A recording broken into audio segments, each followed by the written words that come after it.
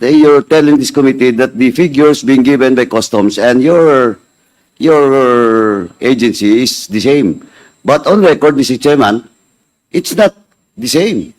I have here the record of the customs and records coming from the, well, in fact, even accredited importers. The record of customs shows only 188, while in your record of the BPI is 199. So, and it's not the same, Mr. Chairman. Kaya Mr. Chairman, better check. And that includes also yesterday we discussed about the process of accreditation. You're not here, but yeah, you have to check with your... Kasi, bakit ko pinopoint out yan, Mr. Secretary? Because it happens also during the Onion investigation. And now it's still happening now with regards to rice. And I do believe it's also happening with very, not parochial, no? But with my concern with regards to sugar. Kaya ako, Secretary, unsolicited advice, you better check your people. Especially those involved in the accreditation of importation. Yeah. Mr. Chair, ang binanggit ko kayo ng data na align na kami with customs is the actual import data na dumating. Hindi Really? Sa ngayon, okay, pareho ang data namin. Hindi nga. Ito, Mr. Secretary, I have a copy. I don't have a copy of that. I have a copy of the customs. O particularly, for example, ito lang, kahapon diniscuss ko na to. Now, ito ngayon hawak-hawak ko, yung BLY. Yung BLY, sa inyo po is 306,159.04. Ay dito sa customs po is only 248. Oh, hindi po pareho. Well, in fact, record of customs is only 4.2. And your record, you mentioned it's about 4.5. Depende ho yan kung anong petsa ho yung... No. This is now December. Kasi kahapon, hindi magkaiba, malayo, because that was the record of customs submitted to this committee is only January to October. And they complied with the documents. And your office, to the BPI, also complied yesterday. And I have now a copy of from January to December. And sabi ko nga, Mr. Secretary, please check your data, your people. Kasi po, this is an investigation and we want to go deeper on this. And sabi ko na nga kanina during the executive session, as I've told you, I join you na dapat balik sa inyo po yung question of regulatory and yung powers to doon sa DA. Kasi po ngayon, tingnan mo, nagtuturuan Nagtuturuan ngayon. Well, in fact, sabi ko nga, yung data is not, does not jive. Okay. Yesterday, I'll request Mr. Chair a copy of your data and I will study it and see. Yan dyan sa COMSEC. Kasi hindi ko naman ito mahawakan. I would like to insist, Mr. Chair, na yung import data, actually yung import data na ginagamit ko is the customs eh. Tama yung kanila. Delayed ang BPI lang but at the end of the day, nagtatali sila ngayon eh. Oo. Hindi, Mr. Chairman, kaya kung sinasabi mo pong delay, mas malaki nga po dito yung sa inyo eh. 306 yung BLY lang. Dito sa customs is only 248. I'm not sure kung ano yung data na binabanggit niyo, Mr. Chair. This is an official data coming from meaning I haven't Mr. Secretary. I will review, Mr. Chair. Yeah. Now, lastly, Mr. Chairman, I just want to take this opportunity nandito po, Secretary. Kasi kahapon, Mr. Secretary, it was already established that some, and I do believe, that's why, Mr. Chairman, again, I just want to remind the BPI and Customs doon po sa documents that was requested yesterday for the period of 2019 to 2023, all importation and all accredited importers. Kasi po, why, Mr. Secretary? Because yesterday we have just established and it was admitted and confirmed by the representative of a certain Stewart Santiago who owns two companies being accredited by your agency. And kung titingnan mo, maliit lang po. Smaller than some. They just at number 13 and number 16. If my memory serves me right, no? Kasi dito ngayon is only top 10. Pero kung sumahin mo yon, it's around 150 plus thousand metric tons. Kaya naluloko. Ito, dalawa pa lang. Eh, what about yung iba pa? Mr. Chair, marami pa yan. Kaya nga eh.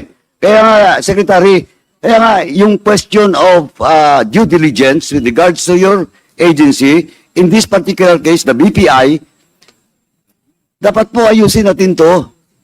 But Mr. Chair, wala kaming power to deny nor not accept an application. No, but you can check. Kung may common po, We have the data, but Mr. Chair, but we cannot stop them from doing anything except when we, like hindi ko dapat sinabi, na isang kumpanya na na-blacklist na, well, na-announce na pala na yung LVM Grains na nahuli namin. Na-blacklist na namin yung kumpanya. So, hindi na makakakuha ngayon yan ng SPSIC. yeah, but Mr. Chairman, I still argue with the good secretary because, for example, sinabi ng kanya ni secretary, ni Congressman Briones with regards to stock capital. Napakaliit po. Sa ganun sitwasyon, Mr. Chair, I agree with you na Kaya nga, ayusin namin to. kaya nga eh. Kaya we have to do something about it. Definitely. we Kasi will do ako something tingin about ko, hindi lang isa, dalawa, tatlo.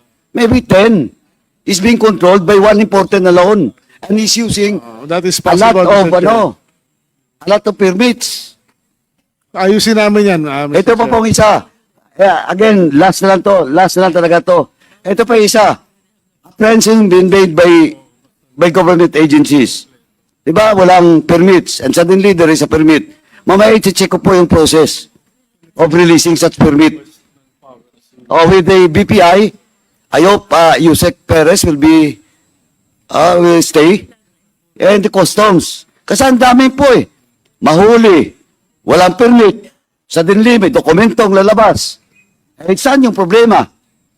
Dito ba sa DA o sa customs? Di ba? Nahuli. Walang papeles. Then suddenly, after 2 days, may papel na. As far as sa panahon ko, wala akong nakikitang ganyan. Pero yung March secretary, yung March na case, etong March, yung shipment, Yung shipment, sir, kasi I know that case maraming that- SPSIC na na-issue talaga. yun na nga eh. Oo. Yun na nga yung gusto kong ayusin natin. Ayun nga, ayusin Kasi natin bakit yung sa- question of releasing and flow of that permits. Ang problema, ang pinag-uusapan lang namin, Mr. Chair, na problema ngayon is if we impose additional rules sa SPSIC, we are going against AO20 naman. And WTO. So, I'm not telling about the quota. Kasi No. kapon is not the quota, but the process flow of releasing such. Kasi nag-import ang isang importer, wala nang papeles, sinuli, then suddenly lumabas. O may problema, di ba? Hindi, wala namang, hindi, yung lumabas na yon, na-issue na yon, hindi bagong issue yun. Hindi nga but the importer has no document during the time. No, meron siya, nakatago. Hindi nga why? Why nakatago? Kasi, as I said, Mr. Chair, and with the system with the law states that anybody can apply Hindi, for Mr. SPSIC. Secretary, I'm telling about a case in which na-apprehend without proper document, after 2 days, mayroon na. Then, yeah. may permit na siya. Hindi, may permit na siya bago pa sinip yung... And whatever, that's why, akong sinasabi ko nga is, yung process flow of releasing such permit. Kasi supposedly, pag import mo, Okay. di ba, bago dumating sa port, may papeles ka na, di ba? But why wala? Then suddenly, after a few days, mayroon na. Hindi, ang nangyari nun, Mr. Chair, I agree with you yung process flow ayusin, no? Pero ang actual nangyari nun, kumpleto na siya ng SPIC, ng 5 SPIC for 5,000 tons of rice. Pero pagdating ng barko, mukhang para makalusot siya, linabas lang niya yung 2. Yung 3 tinago niya. Correct. Why? Kasi ang declaration niya, yun lang. Di ba? Yes. Kaya lang nahuli. Yes. Yun yung sinasabi ko. Na dapat, personally ako, kung declaration is that, di ba? Kasi dalawang permit lang. Dapat ang pag-release natin is, kung magkano lang yung request mo for importation, yun lang muna. Para wala makalusot. Mr. Chair, sorry, paikot lang ako, magkamali ako ng magsabi. Actually, ayos na namin yan. Hindi na nangyayari ngayon yan. Ang rules ng BPI ngayon na inayos namin is 24 hours after sail out ng barko, they have to present the SPIC for the arriving cargo. At kung dumating within 24 hours by email to 3 of our offices, pagdating ng barko dito, hindi nila pwedeng dagdagan na. Yun na yun. So, nakatimbre na rin sa customs. Since June. Pero, Secretary, Yes. ganon din yung dapat sundin at proseso ng customs. Yes, alam nila. Yes. Customs, do you confirm? Yes, Mr. Chair. In fact, Mr. Chair, lahat naman ho ng shipments ng bigas, pag nag-i-examine kami, may kasama pong field officer ng BPI. As far as bigas is concerned, that problem is non-existent anymore. And that's why nakikita natin yung import permit na dineclare sa customs is more or less accurate na, Mr. Chair. Ayop, ayun na yung process natin, Secretary. Dadagdagan pa natin I just talked to may kausap ako, Mr. Secretary, but in confidence, sasabihin ko yan sa iyo. I'm sure baka may nakakalusot The one pa, I Mr. mentioned Chair. about the March case, Oo. yung shipment, Oo. alam mo yung nangyari doon. Yes, yes, Mr. Chair. At maybe I'll come back na lang to your office. Anyway, Mr. Chairman, Tayo. for now, that's all muna.